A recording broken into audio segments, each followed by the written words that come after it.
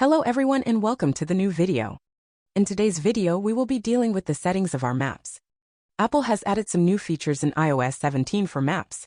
Let's see how to set up our maps to work in the best way. Open Maps on your phone. Tap on your profile picture. Here we will find the Offline Maps option. Here we can download a new map using the Download New Map button. We can also search for the map we want to download. After that, the map will open and we can select how much area we want to download. When we have selected the surface, we just tap on the download button. In this way, we can use our maps even when we don't have internet. The next option we will set is the download option. If we tap on it, we will see that we are offered options to download our maps via Wi-Fi or via Wi-Fi and cellular network. We will choose Wi-Fi and thus reduce the consumption of our data.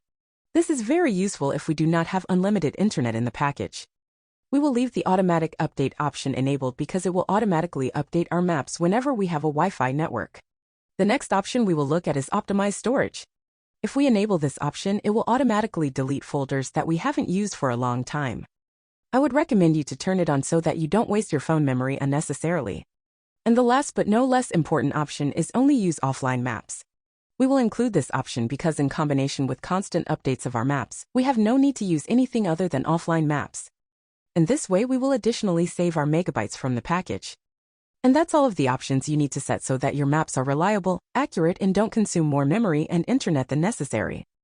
If you found this tutorial helpful, don't forget to give it a thumbs up, subscribe for more iOS tips, and hit that notification bell so you never miss an update from us. Thanks for watching, and I'll see you in the next one.